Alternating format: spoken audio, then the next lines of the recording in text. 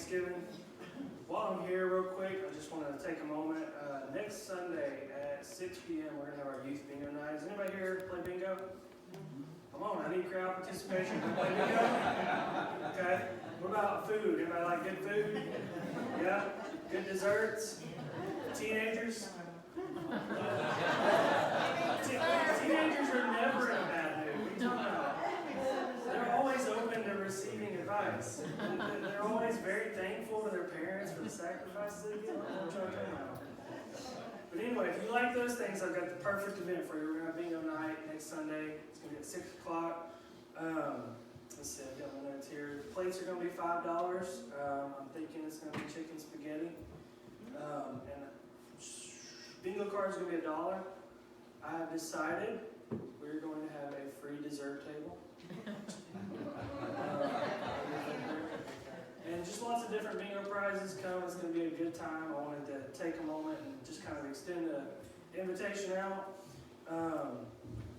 Anyway, I want to take a moment to tell you thank you for allowing me the opportunity to preach. Thanks for everybody who came back and heard me preach last time. I promise my shirt's normal today.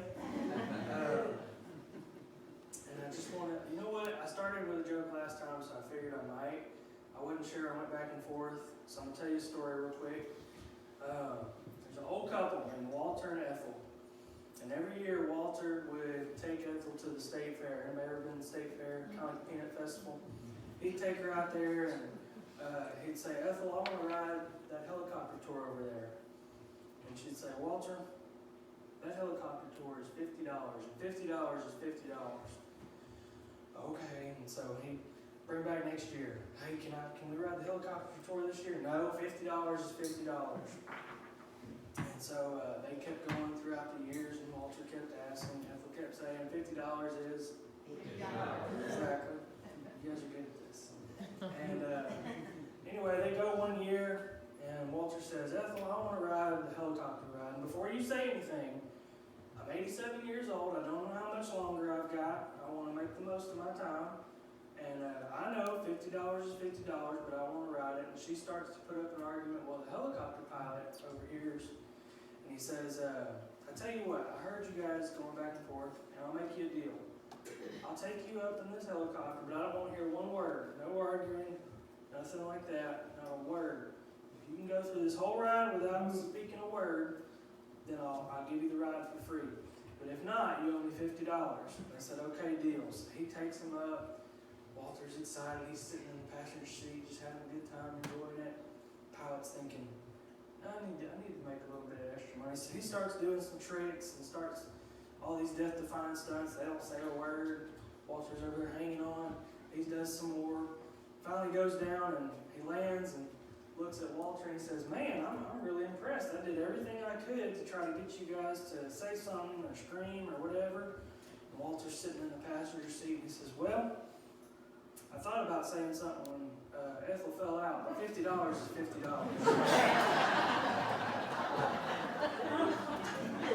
And I tried to think of a way to kind of slide that in my message, and I can't. I just thought it was funny. If you would, turn with me to Ecclesiastes chapter 3. And if you'll look at the beginning of the chapter, you can guess my message this morning is on time.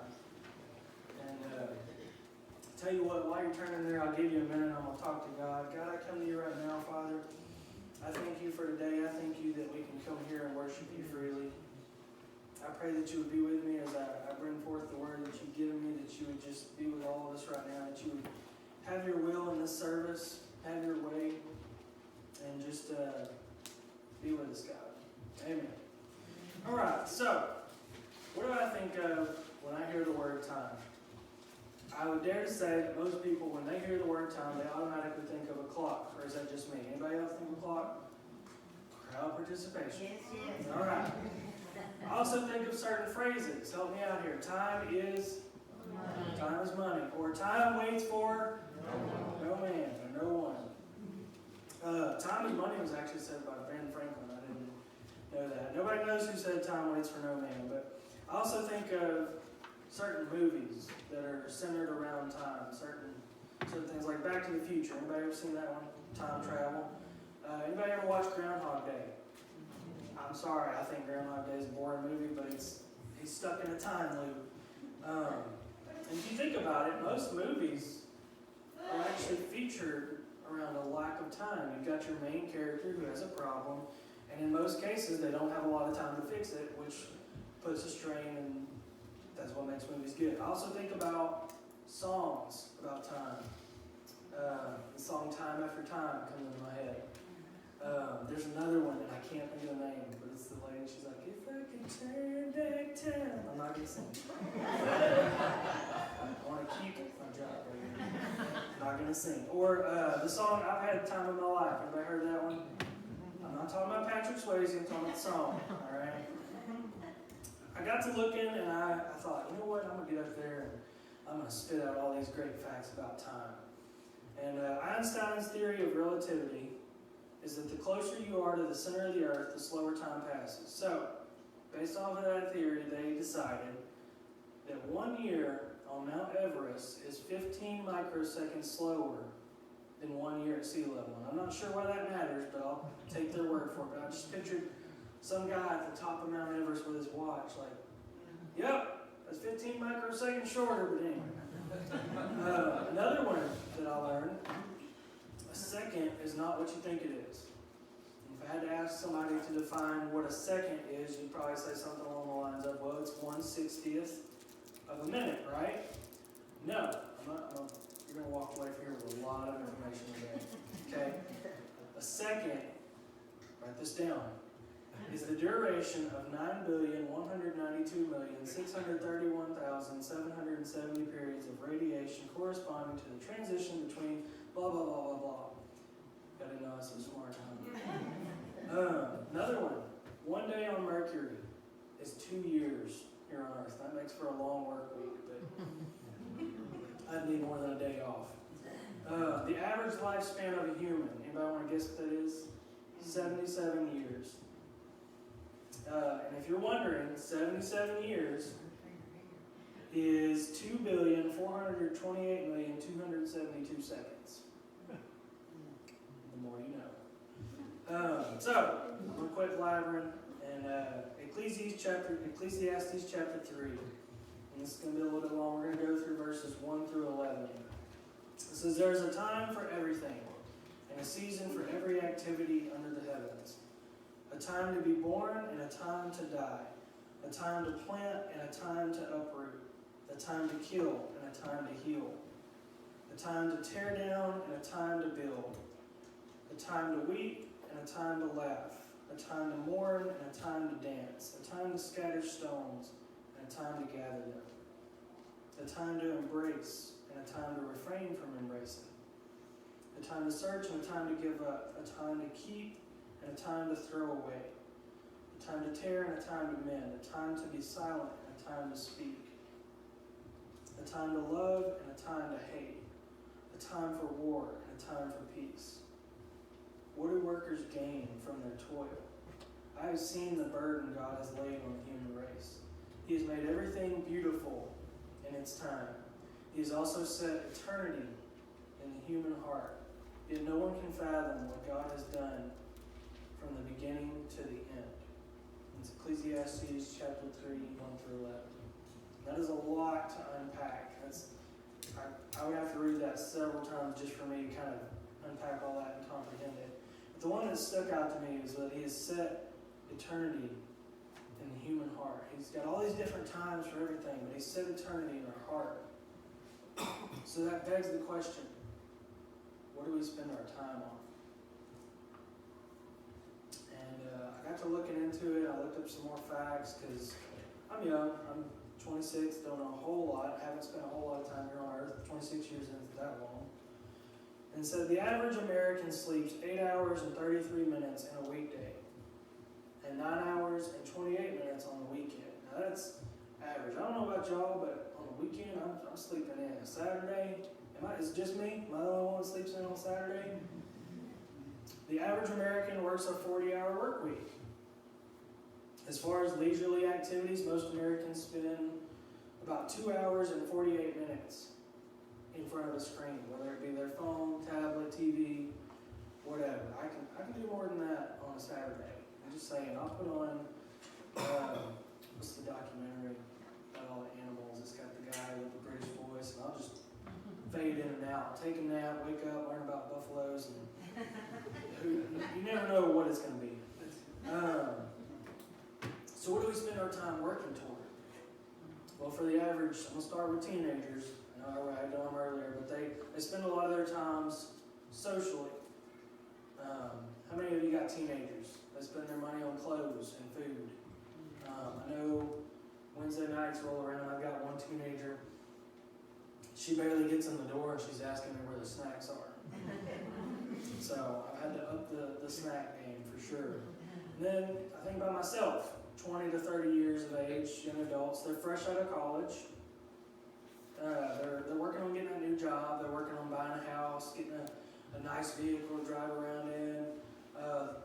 Some of them, if not the teenagers, they're looking for love. They're trying to find someone to spend the rest of their life with and start a family.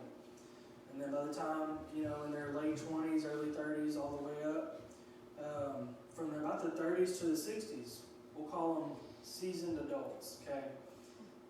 Raise a family, work hard, work for retirement, save money for a million different things. The older I get and the more experience I have, I learn how expensive life is and how much you got to save for just junk. Things that taxes, anyway. Then you got people, from 60 and up. We'll call them expert adults. I'm laying on thick this morning, some of them are retired, so they're focusing on new hobbies. They're actually not sleeping more. A lot of people make the joke of, well, when I retire, I'll take a nap and I'll catch up on my sleep and blah, blah, blah. But on average, retired people get about 1 extra hour of sleep, and they spend a lot of their time working around the house. Another thing that comes to my mind when I think of time, anybody ever watched James Bond? Don't lie, we're in church. James Bond, I'm a big James Bond fan. If anybody gets to know me, I love James Bond. And earlier this year, they put out a new James Bond movie. It's called No Time to Die. So that comes to my head. And James Bond is like, especially when you're younger, I guess I just never grew out of it, that's like the man. Like every dude wants to be James Bond at some point. He's got the coolest job, he always gets the girl, he's got the fancy car and the nice clothes, he can beat anybody up that he wants to. And so we went and we watched the movie, No Time to Die. And I'm going to spoil the movie, so if you hadn't seen the movie and you want to watch it, plug your ears because I'm spoiling it. This is the worst Bond movie I've ever seen. I was so excited to go watch this movie. I got my popcorn and all my stuff, and the movie got delayed anyway, but that's another thing. It was supposed to come out like 2 years ago. So I've been waiting 2 years to go see this movie. It's finally coming out. I go watch it, plug your ears. They killed James Bond. You can't kill James Bond. That's like the #1 rule. Like, you can't kill James Bond. That's like, I don't know, like Jesus dying in the Bible. Like, didn't they bring him back? But they didn't bring James Bond back. It was so bad. We're sitting there watching the movie, and Alyssa's not here today, so I'll pick on her a little bit. She's so sweet, y'all. She leans over to me. He just died on the screen, and she leans over and she's like, "Are you okay?" I'm like, "Fine. It's no big deal. My favorite, like, almost superhero just died. You can't kill James Bond." But I got to thinking about it, right? And I'm serious, y'all. I spent a couple of days thinking about a movie, and I got to thinking about it. James Bond ran out of time. I mean, I should have known. The movie is called No Time to Die. But I started thinking about it, this fictional character that so many people idolize, and he's got all this, he's got the fancy car and the nice clothes and the super spy gadgets and an exploding pen. Who didn't want one of those? And all this stuff. And I thought, what did he truly accomplish in life? Sure, in every movie he saves the day and he saves millions of lives and all that, but did James Bond know God? What did he really accomplish in his life? And some of you guys are probably thinking, man, these pastors really worried about this fictional character.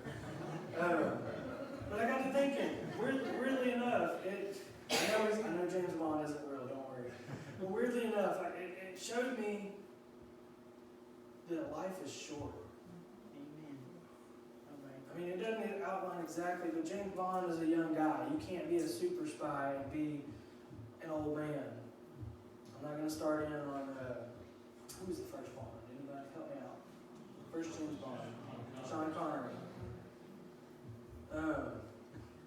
But I got to thinking about it, and it showed me how short life is. And I got to thinking about how quickly it passes by. Anybody just, you look up and all of a sudden, you know, your kids are growing older. I don't have kids, but I hear that it just flies by. Or school. Maybe it seems like yesterday you were graduating school. I've been out of school 8, 9 years now. It seems like last week that I was in school. Or the work day. The work day ever fly by and you hadn't got nothing done like you thought you would? Or maybe it's just me. Anybody ever Sunday night, you're gearing up, you're getting ready, I'm going to be productive this week. I'm going to get this done. I'm going to go work out. I'm going to eat healthy. And then you look up and it's Friday and you haven't done anything. I promise I'll work around here. Let me put it into perspective for you real quick. I've got this up here. I've got this rope. And I want you to imagine, I'm gonna spoil it for you. The rope ends in the bucket. The rope doesn't go on forever. But I want you just to imagine that it does. Imagine this rope goes on forever. And this rope is a timeline of your existence. Okay? And this little red part right here, can everybody see that little red part? That is your time on earth. Let's say you outlive the statistic of 77 years. Let's say you live 80 years. You can call it 100 in your head if you want to. But let's say I'm going to call it 80 years that you spend on earth.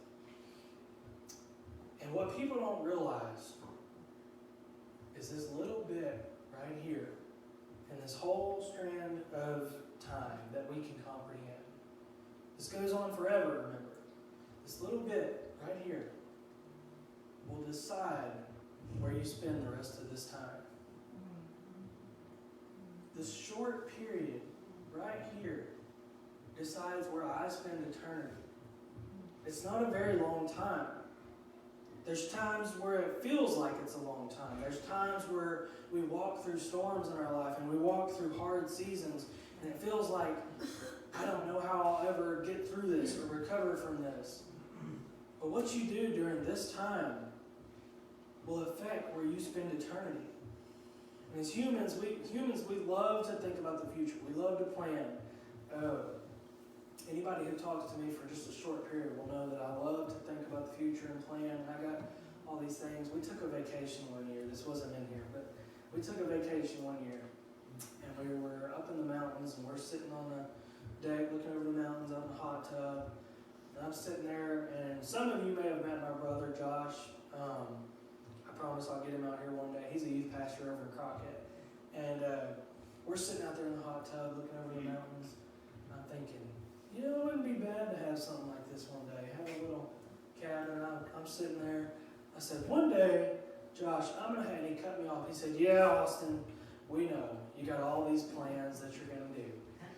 And that's why we get so caught up in the future and planning for what we're going to do. You know, well, I'm going to be driving for the next 20, 30 years. I might as well get a nice vehicle. Or I need to save money. I need to work real hard right here and save money so I can really enjoy this part right here and just save and really enjoy this last little bit right here because we like to plan. And there's nothing wrong with planning, don't get me wrong. I've got plans of my own. But this is such a short amount of time. And I think that there's so much that we just don't get. And Jesus looks at us and says, you know, worry not for tomorrow. James 4, chapter 14 says, you do not know what tomorrow will bring. What is your life? For you're a mist that appears for a little time and then vanishes. I'm so worried about this little part back here and saving and getting ready for retirement, because Lord knows in today's world you do got to have some money put back in order to retire. It's ridiculous. But how much of this time right here do we spend preparing for all this right here? Going on forever. The rope ends, eternity doesn't. You know what the biggest lie that some of us tell ourselves is? I'll do it later. When you go home today, just look around and just look at your house. I'm guilty of it too. I'm living over in Crockett with my brother right now until I find a place, but I'm guilty of it too. Just look around at your house and look at the things that you said that you would do later, and you still haven't done it. The grass has got to be this high. I'm pretty sure there's giraffes in it at the house. Because I'll do it later. I'll read later. I'll pray later. I'll worship later. I'm too busy with work right now. I'm too busy taking care of the kids right now. I'm too busy doing this and that and the other. And I'll do it later.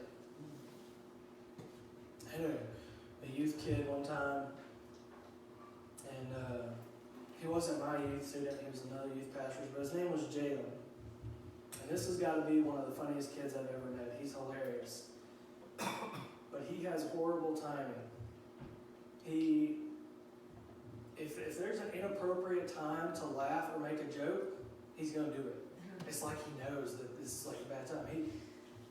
Anybody else know somebody like that? Like something serious is going on and they're trying to hold back a laughter or whatever.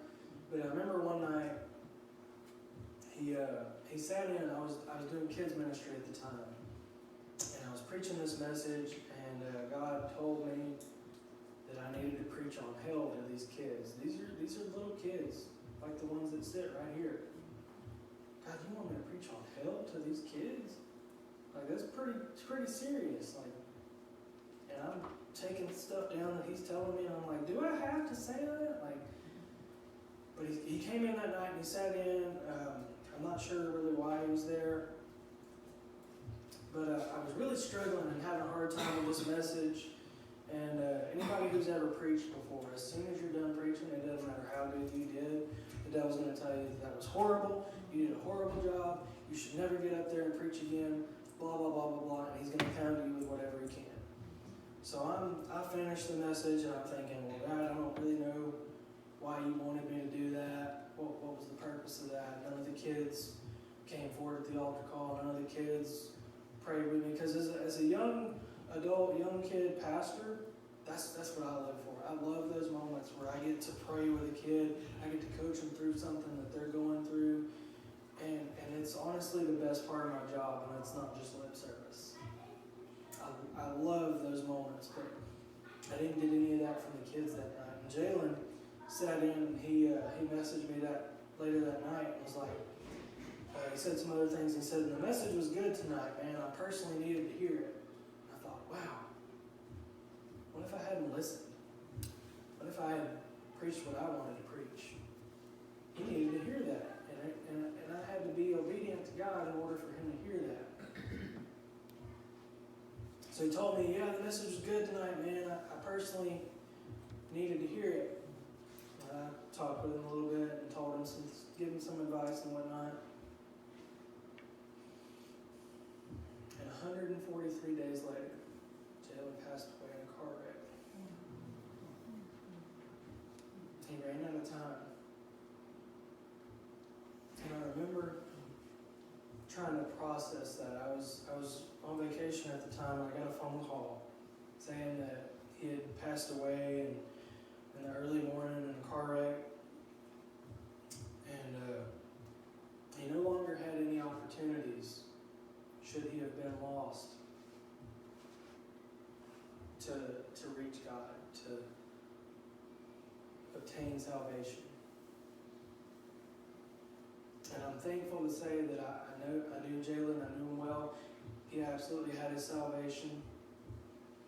But what if he didn't? What if he didn't know God? And that that comes with a painful reminder that one day each and every one of us are going to run out of time. The clock that we think of is going to stop, and God's going to call us.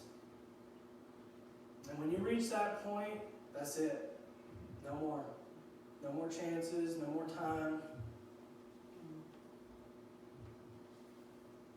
It's a difficult and a scary thing to think about. It really puts life into perspective. Because I'm guilty of it too. I spend so much time distracted from doing God's work, from living out His will. It's easy to get distracted in today's world. Between TV, social media, just general things going on in life. It's easy to get distracted. I'm guilty of saying I'll do it later too. God, I'll pray later. I'll pray in the morning. One day we're all going to run out of time. So if you would, stand with me. I'm going to ask Gwen to come and play. Brother Randy, I'll ask you to join me up front. I just want you to close your eyes and bow your head. I won't take up much more of your time. Just close your eyes and bow your head. I want you to take a moment and just look at your heart. Look at your heart and examine it. Maybe you're here today and you don't know Jesus. Maybe you're here and you know that you don't know what you need, but you need something. And I'm here to tell you today that what you need is Jesus. And I would encourage you today not to leave without knowing Him, because you don't get the privilege of knowing how much time you have. Or maybe you're here and you do know Jesus, and you're examining yourself right now and you realize that you're further away from Him than you would like to be. He's never more than just a prayer away. Or maybe you're just here and you need help. You need help and you need prayer for anything at all. I'm gonna open up the altars. We're here. We want to meet with you and pray with you. You can come pray with us. You can come pray by yourself. But just allow a short time for God to have His way in this church this morning. Just a short amount of time for Him to work in your life and to have your way. So the altars are open. If you want to come and receive prayer, we want to meet with you. And just spend a short moment in His presence.